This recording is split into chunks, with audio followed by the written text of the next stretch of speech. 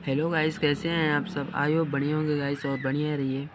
तो चलिए हम लोग क्या पढ़ेंगे आज, जीव विज्ञान के बारे में जानते हैं। ठीक है, तो देखिए जीव विज्ञान इंग्लिश में इसको हम क्या बोलते हैं, बायोलॉजी बोलते हैं। ठीक है, तो देखिए जो बायोलॉजी है वो क्या है, ग्रीक भाषा से लिया गया है। कहाँ से लिया गया है, ग्रीक भाषा से लिया गया है। ठीक है, बायोलॉजी शब्द जो है ग्रीक भाषा से लिया गया है। ठीक है, देखिए बायोलॉजी जो है, बायोलॉजी दो शब्दों से मिलकर बना होता है। ठीक है, बायोलॉजी दो शब्दों से मिलकर बना होता है। एक होता है बायोस और दूसरा होता है लैक्स। देखिए बायोस का मतलब होता है सजीव और लैक्स का मतलब होता है अध्ययन करना। ठीक है, तो मतलब बायोलॉजी मतलब जीव विज्ञान क्या कहलाता है, देखिए बायोलॉजी क्या कहलाता है, सजीवों का अध्ययन। ठीक है, देखिए बायोस यानी सजीव हो गया और लैक्स यानी अध्ययन करना। ठीक है, तो क्या हो गया, बायोलॉजी क्या है, सजीवों का अध्ययन करना ही बायोलॉजी कहलाता है। ठीक है, इतनी बातें आपको समझ में आ गई होगी। चलिए आगे देखते हैं जीव विज्ञान की शाखाएं। ठीक है, जीव विज्ञान की शाखा जो है, जीव विज्ञान की शाखा दो होती हैं, पहला जूलॉजी, दूसरा बॉटनी। इसको हिंदी में जूलॉजी को क्या कहते हैं, जंतु विज्ञान कहते हैं, और बॉटनी को क्या कहते हैं, वनस्पति विज्ञान कहते हैं। ठीक है, देखिए जंतुओं का अध्ययन जूलॉजी कहलाता है। ठीक है ना, जंतुओं का अध्ययन जंतु विज्ञान कहलाता है और पौधों का अध्ययन वनस्पति विज्ञान कहलाता है। ठीक है, इतनी बातें आपको समझ में आ गई होंगी। आगे चलते हैं, जीवाणु। अब ये बताइए जीवाणु, देखिए जीवाणु, एक मिनट, हाँ, जीवाणु का अध्ययन। ठीक है, देखिए जीवाणु जैसे सूक्ष्म जीवों का अध्ययन सूक्ष्म जैविकी के द्वारा करते हैं। ठीक है ना, जीवाणुओं का अध्ययन हम कैसे करते हैं, सूक्ष्म जैविकी के द्वारा करते हैं। ठीक है ना, इंग्लिश में उसको क्या कहते हैं, माइक्रोबायोलॉजी कहते हैं। ठीक है, इतनी बातें आपको समझ में आ गई होंगी। इनकी आप फ़ोटो ले लीजिए, एक बार अच्छे से देख लीजिए। एक बार मैं आपको रिपीट करा दे रहा हूँ। बायोलॉजी दो शब्दों से मिलकर बना है, बायोस धन लैक्स, बायोस मतलब सजीव, लैक्स मतलब अध्ययन करना। ठीक है ना, यानी क्या कहलाएगा, सजीवों का अध्ययन करना बायोलॉजी कहलाता है। ठीक है, जीव विज्ञान की शाखाएं दो होती हैं, जंतु विज्ञान और वनस्पति विज्ञान। जंतु विज्ञान जंतुओं का अध्ययन, वनस्पति विज्ञान पौधों का अध्ययन। ठीक है, जीवाणु क्या होता है, जीवाणु जैसे सूक्ष्म जीवों का अध्ययन क्या कहलाता है, जीवाणु जैसे सूक्ष्म जीवों का अध्ययन सूक्ष्म जैविकी के द्वारा कहते हैं। ठीक है ना, बायोलॉजी टर्म किसने दिया, अब ये बताइए, बायोलॉजी जीव विज्ञान शब्द किसने दिया, लेमार्क एवं ट्रेवलिस ने दिया। इतना मैं आपको बता दिया हूँ। जीव विज्ञान के पिता अरस्तु, जंतु विज्ञान के पिता अरस्तु। ठीक है, दोनों क्या है, दोनों के जनक कौन है, पिता कौन किसे कहते हैं, अरस्तु को कहते हैं। ठीक है, अब ये देखिए, एक मिनट, इन्होंने जंतु विज्ञान के पिता जो अरस्तु थे, इन्होंने बुक कौन सी लिखी थी, हिस्टोरिया इनमेलियम लिखी थी। ठीक है, इनकी किताब। और जो वनस्पति विज्ञान थे, जो थियोफ्रस्टर थे, वनस्पति विज्ञान के पिता थियोफ्रस्टर, इन्होंने कौन सी बुक लिखी, पूछ लेगा मान लीजिए पेपर में, थियोफ्रस्टर ने कौन सी किताब लिखी थी। ठीक है, तो कौन सी किताब लिखी थी, हिस्टोरिया प्लांटानम लिखी थी। ठीक है, इसके बाद देख लेते हैं इकोलॉजी। क्या पढ़ेंगे, इकोलॉजी के बारे में जानेंगे। 1 सेकेंड रुकिए थोड़ा सा, हाँ, क्या जानेंगे, इकोलॉजी। इकोलॉजी को हिंदी में क्या कहते हैं, इकोलॉजी को हिंदी में क्या कहते हैं, पारिस्थितिकी कहते हैं। ठीक है ना, इकोलॉजी जो होता है, इकोलॉजी ये भी क्या ग्रीक भाषा से लिया गया। कहाँ से लिया गया, ग्रीक भाषा के क्यूक धन लेक्स से लिया गया। मतलब कह सकते हैं हम लोग कि इकोलॉजी जो शब्द है, क्या ग्रीक भाषा के क्यूक्स एंड लेक्स से लिया गया है। क्यूक्स का मतलब क्या होता है, घर। ठीक है, और लेक्स का मतलब क्या होता है, अध्ययन। ठीक है, मतलब इकोलॉजी क्या है, इसको मैं बता दे रहा हूँ आपको। इकोलॉजी, एक मिनट, हाँ, इकोलॉजी क्या है, जीवों का उनके पर्यावरण के साथ संबंध। ठीक है, इकोलॉजी क्या है, जीवों का उनके पर्यावरण के साथ संबंध इकोलॉजी कहलाता है। ठीक है, आगे देखते हैं।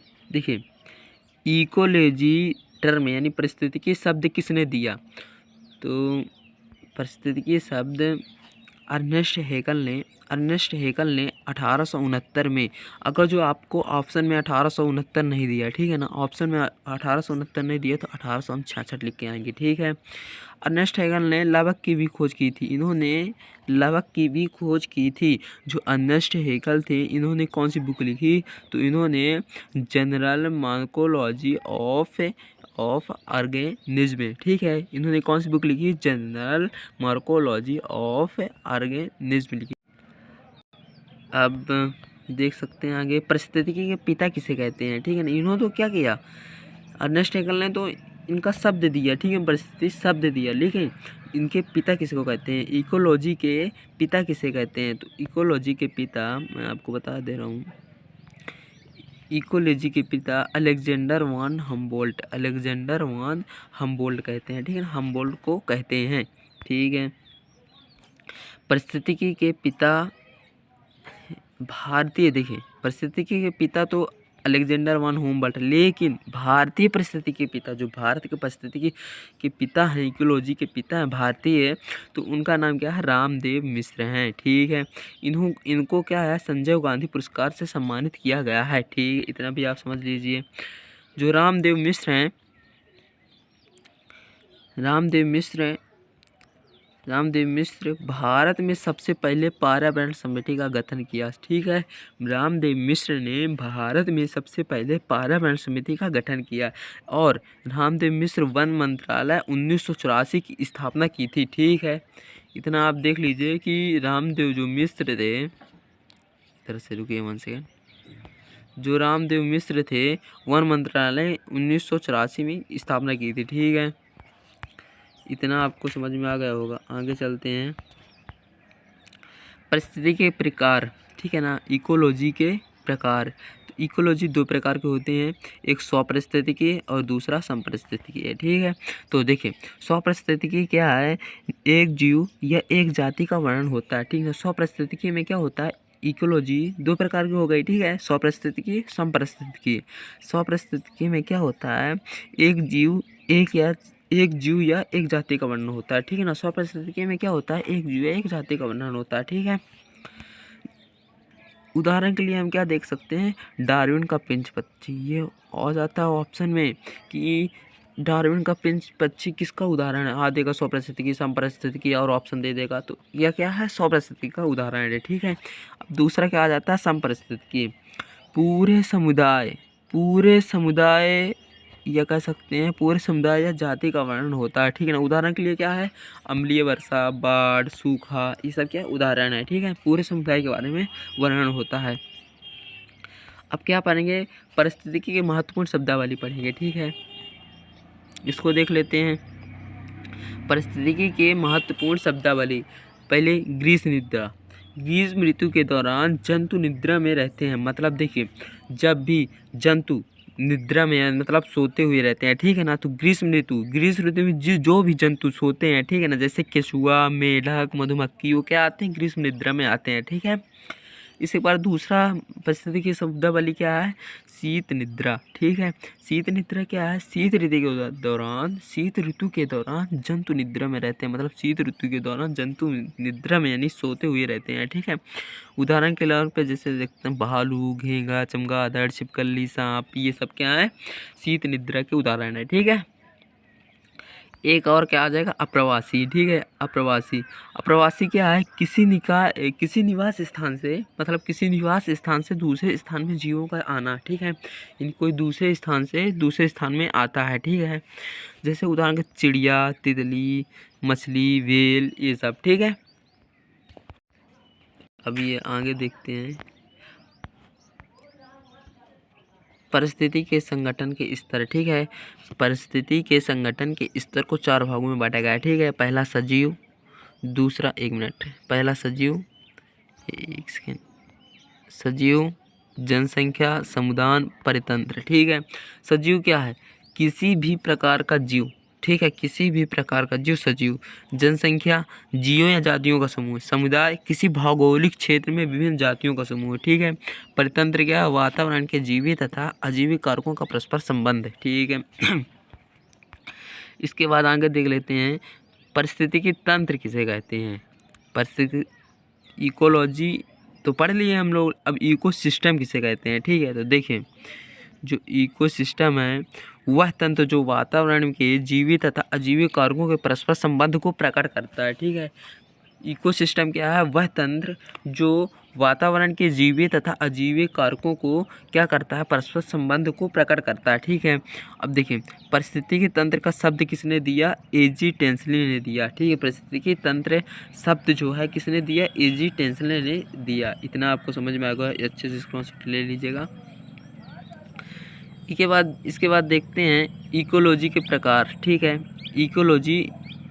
इकोसिस्टम के प्रकार यानी परिस्थिति तंत्र के प्रकार। अभी हम इकोलॉजी पढ़ चुके हैं, अब परिस्थितिकी तंत्र पढ़ेंगे। ठीक है, ये क्या होते हैं, दो प्रकार के होते हैं। ठीक है, कितने प्रकार के होते हैं, दो प्रकार के। पहला क्या होगा, प्राकृतिक परितंत्र और दूसरा कृत्रिम परितंत्र। ठीक है, या मानव निर्मित परितंत्र है। ठीक है, प्राकृतिक परितंत्र जो है उदाहरण क्या हो गए, जंगल, रेगिस्तान, तालाब के मैदान आदि।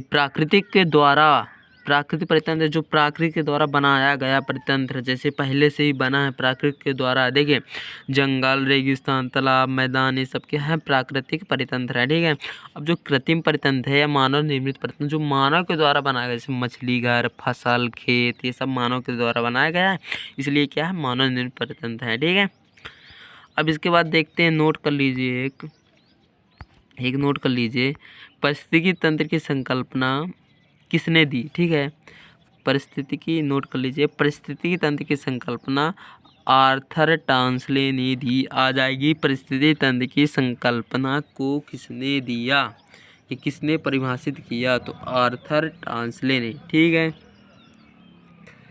इसके बाद आगे चलते हैं। देखिए प्राकृतिक परितंत्र, तो प्राकृतिक परितंत्र जो है दो प्रकार के होते हैं, एक जलीय परितंत्र होता है, एक स्थलीय परितंत्र होता है। जलीय परितंत्र तीन प्रकार के होते हैं। ठीक है, इसको बता दें तो पहला स्वच्छ, अलवणीय, लवणीय जल और संक्रमणकालीन जल। ठीक है, इसी प्रकार स्थलीय परितंत्र वन, घास के मैदान, पर्वत, ये सब स्थलीय परितंत्र है। ठीक है, अब देखिए जो अलवणीय है, ये स्वच्छ अलवणीय मतलब देखिए लेंटिंग के जो अलवड़ी हैं दो प्रकार के होते हैं। ठीक है, दो प्रकार के, ये दो प्रकार के होते हैं। पहला का होता है लेंटिक, दूसरा लोटिक। ठीक है, लेंटिक क्या होता है, एकत्र पानी, उदाहरण के तौर पे तालाब, झील। ठीक है, और जो लोटिक होता है, लोटिक जो होता है वो बहता हुआ जल होता है। ठीक है ना, उदाहरण के तौर पे नदी, झरना। ठीक है, इसके बाद हम आगे देख लेते हैं लवणीय जल।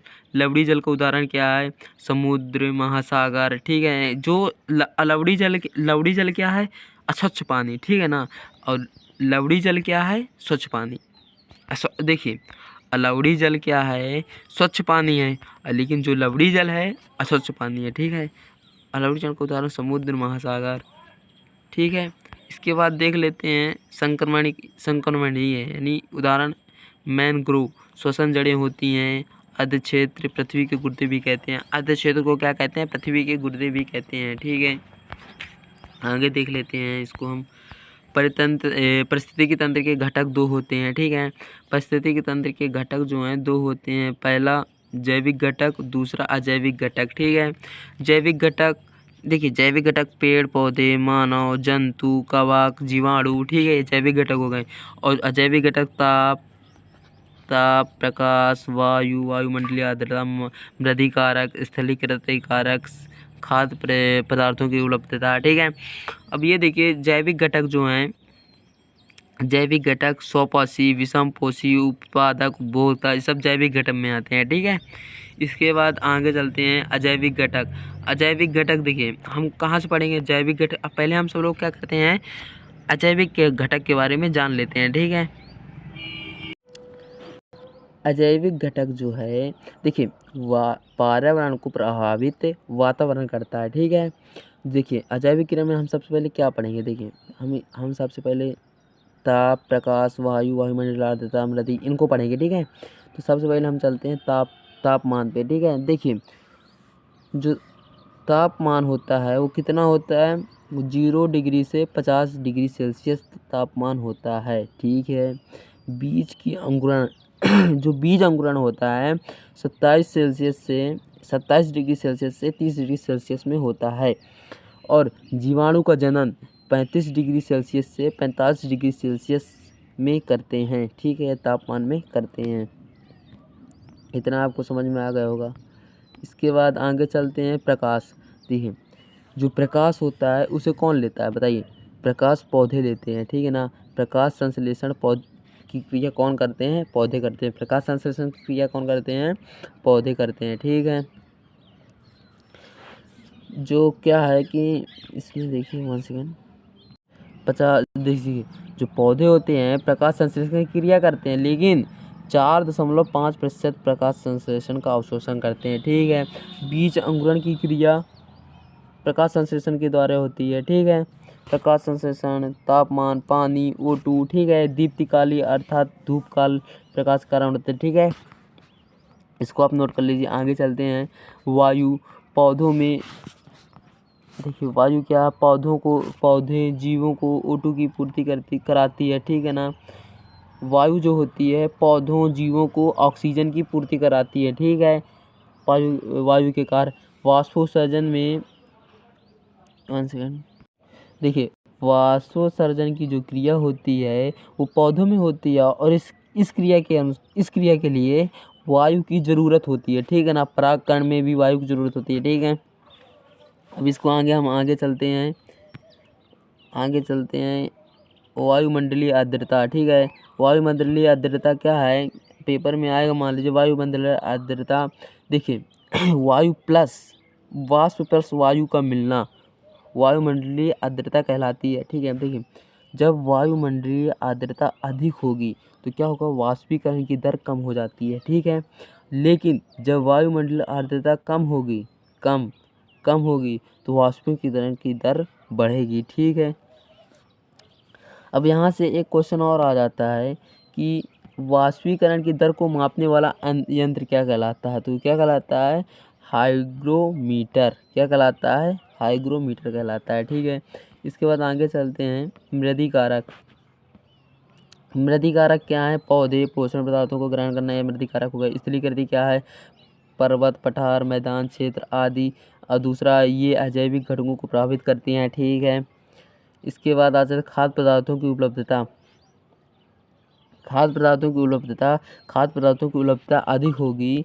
देखिए, जब क्या होगा? खाद्य पदार्थों की उपलब्धता अधिक होगी तो जीवों की संख्या अधिक रहेगी। मतलब मान लीजिए, अगर जो कहाँ जहाँ देखिए कोई स्थान है, ठीक है ना, तो वहाँ जब खाद्य पदार्थ यानी खाने का स्थान ज़्यादा रहेगा तो वहाँ जीवों की संख्या ज़्यादा रहेगी। जहाँ खाने का स्थान कम रहेगा वहाँ जीवों की संख्या कम रहेगी। मतलब खाद्य पदार्थों की जहाँ कमी रहेगी, इन खाना नहीं रहेगा, वहाँ जीवों की संख्या कम रहेगी। स्वाभाविक सी बात है, ठीक है।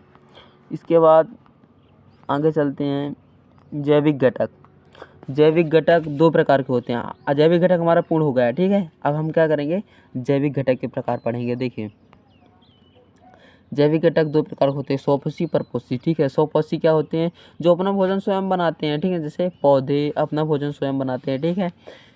एग्जाम्पल पौधे हो गए हैं। परपोषी जंतु जो अपना भोजन दूसरों के द्वारा निर्भर रहते हैं, जो दूसरों जंतु व पौधे से अपना भोजन प्राप्त करते हैं, ठीक है।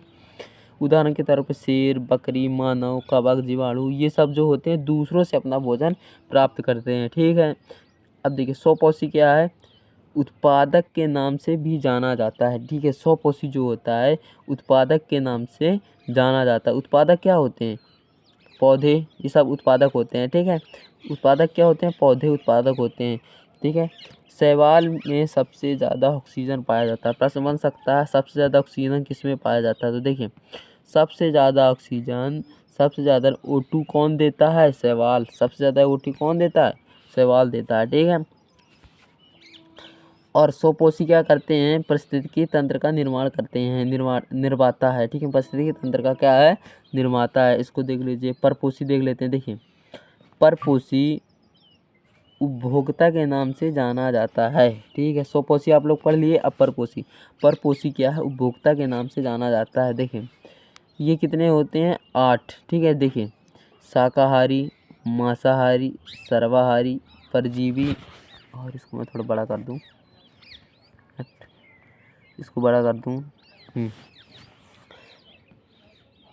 मृतोपजीवी, प्राणीभोजी, अपघटन, अपघटनकारी, ठीक है। अपघटनकारी, ठीक है। देखिए, शाकाहारी क्या होते हैं? जैसे इसको शाकाहारी के उदाहरण क्या है? गिलहरी, बकरी, हिरण, ये जो सिर्फ पौधों को खाते हैं, पत्ती वत्ती ये सब खाते हैं, वो क्या कहलाते हैं? शाकाहारी कहलाते हैं। जो मांसाहारी होते हैं, शेर, चीता, लकड़बग्गा ये सब क्या करते हैं, मांस को खाते हैं। और जो सर्वाहारी में आते हैं मनुष्य, कुत्ता, बिल्ली, भालू जो घास फूस भी खाते हैं और जीव जंतु भी खाते हैं, वो कहलाते हैं। देखिए जो मानव होता है वो किस में आता है, सर्वाहारी में आता है। ठीक है, आगे चलते हैं। परजीवी, दूसरे जीवित जंतुओं के शरीर से भोजन प्राप्त करना परजीवी का कहलाता है। ठीक है, इसको मैं आगे से आपको डिटेल से बता देता हूँ, इतना आप नोट कर लीजिए, इसको मैं आगे से बताता हूँ आपको। परजीवी जो होते हैं, परजीवी दो प्रकार के होते हैं परजीवी। ठीक है, एक होते हैं पौधे, दूसरा होते हैं जंतु। ठीक है, दो प्रकार के होते हैं परजीवी, पौधे, जंतु। पौधे क्या होते हैं, आंशिक परजीवी, पूर्ण परजीवी। जंतु क्या होते हैं, जू, जोंक। ठीक है, अब ये देखिए आंशिक परजीवी क्या है। आंशिक परजीवी, आंशिक परजीवी ये पौधे आधा भोजन स्वयं बनाते हैं और आधा भोजन दूसरे जीवों से प्राप्त करते हैं। आंशिक परजीवी समझ गए क्या है।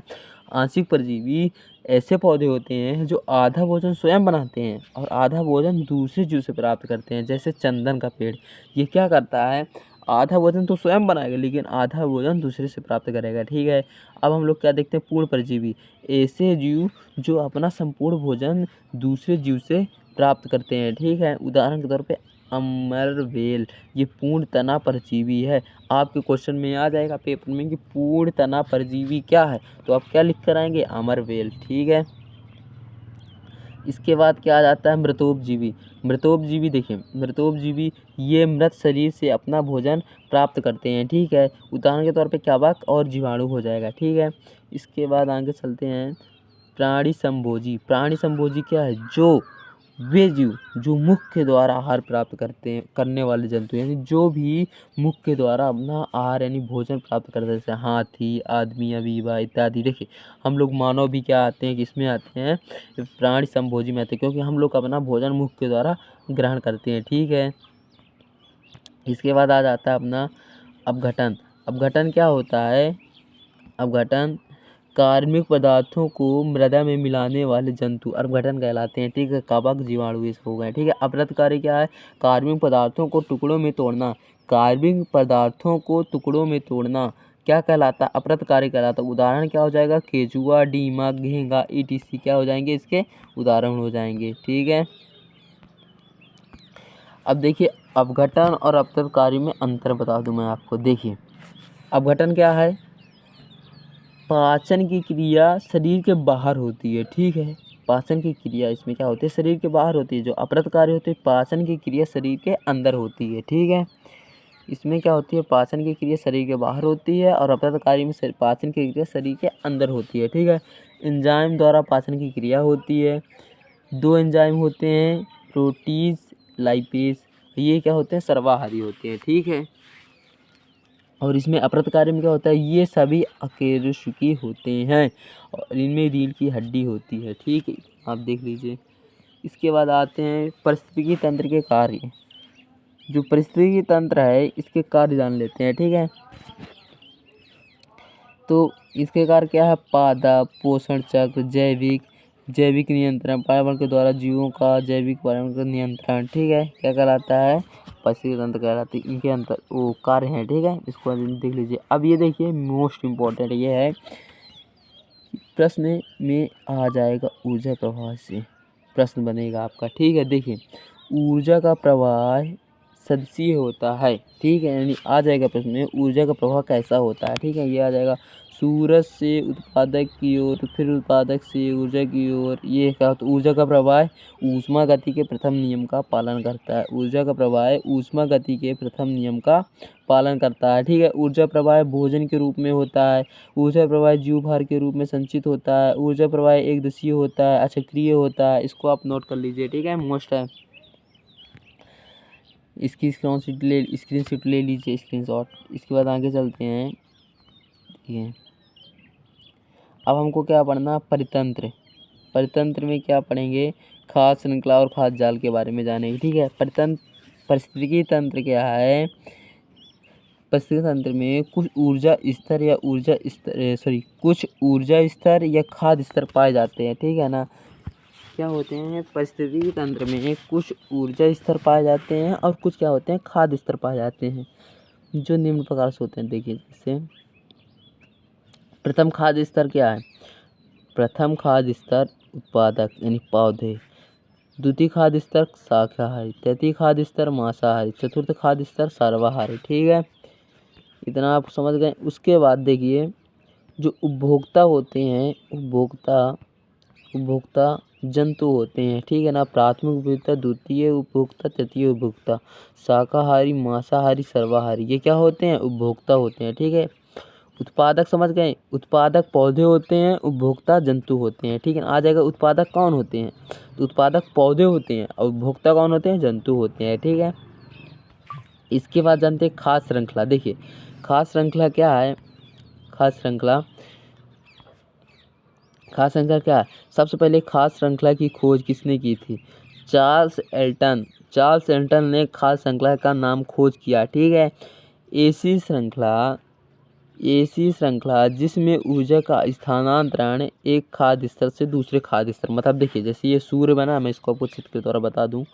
जैसे ये सूर्य है, ठीक है, इसकी जो प्रकाश आई सबसे पहले पौधे में आई, ठीक है, पौधे ने इसका प्रकाश लिया, ठीक है ना। इसका मतलब क्या किया? एक सेकंड, पौधे ने सूर्य से ऊर्जा ली, ठीक है। अब ये पौधे को बकरी ने खाई, ठीक है। जब बकरी ने खाई तो बकरी के पास जो ऊर्जा थी, कुछ ऊर्जा बकरी के पास रही। जब बकरी को लोमड़ी ने खाई तो कुछ ऊर्जा लोमड़ी के पास चल गई। जब लोमड़ी को शेर ने खाया तो कुछ ऊर्जा कहाँ चला गया? शेर के पास चले गया। ठीक है, इसी प्रकार ऊर्जा का स्थानांतरण होता रहता है। ठीक है, अब देखिए जो खाद्य श्रृंखला है, इसको मैं बड़ा कर दूं। जो खाद्य श्रृंखला है दो प्रकार की होती है, पहला चारण और दूसरी जो होती है अपरद होती है। पहले हम चारण पढ़ लेते हैं। ठीक है, चारण खाद्य श्रृंखला क्या है? ऐसी खाद्य श्रृंखला जो स्वपोषी से शुरू होती है, ठीक है ना, चारण खाद्य श्रृंखला कहलाती है। जो अपना भोजन स्वयं बनाते हैं, उदाहरण के तौर पर हो जाएगा पेड़ पौधे। ठीक है, देखिए जैसे कोई घास, मैं उदाहरण चित्र के द्वारा बताते हैं। जैसे घास है, घास को किसने खाया? टिड्डे ने। टिड्डे को किसने खाया? चिड़िए ने। ये क्या है?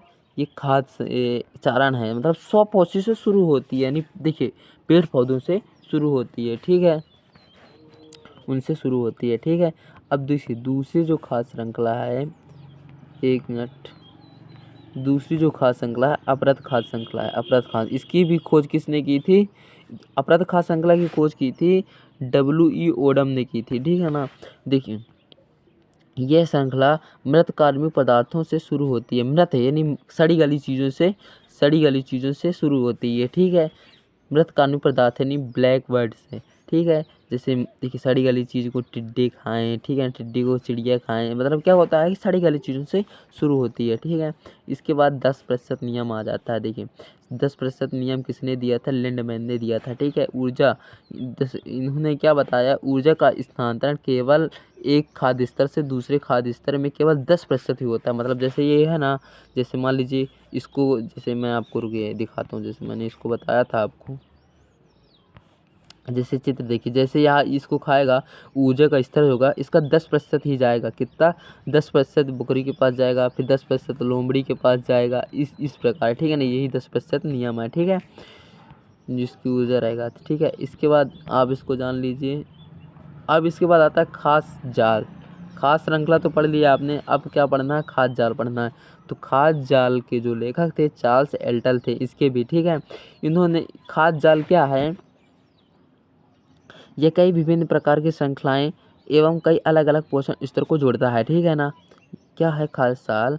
कई विभिन्न प्रकार की खाद्य श्रृंखला एवं अलग अलग पोषण स्तर को जोड़ता है। ठीक है, इसके बाद आप देख लीजिए इसको, इसकी समझ लीजिए परिस्थिति अनुकूलन, इसकी स्क्रीनशॉट ले लीजिए। जैविक अन्योन क्रियाएं, देखिए ये कितने, देखिए जानवर, 1 सेकेंड,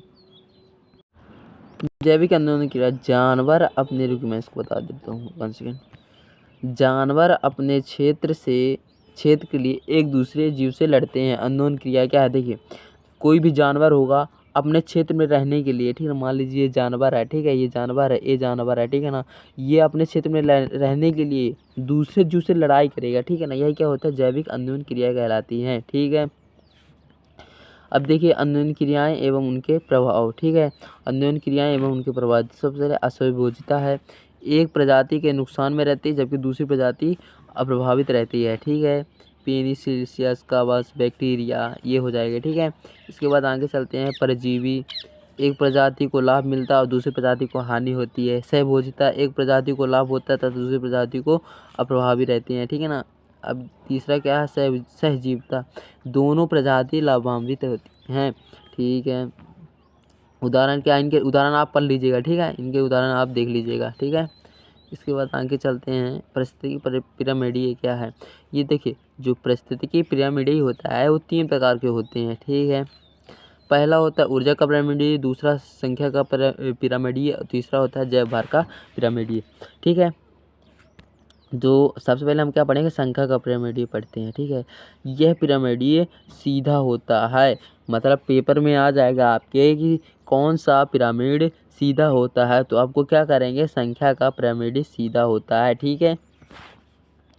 नोट देखिए, वृक्ष वृक्ष के पारिस्थितिकी तंत्र में यह उल्टा होता है। यह उत्पादक व उपभोक्ता के बीच संख्या के बीच को संबंध को दर्शाता है, ठीक है। जैसे देखिए सबसे नीचे उत्पादक आएंगे, फिर शाकाहारी, फिर मांसाहारी, फिर सर्वाहारी, ठीक है।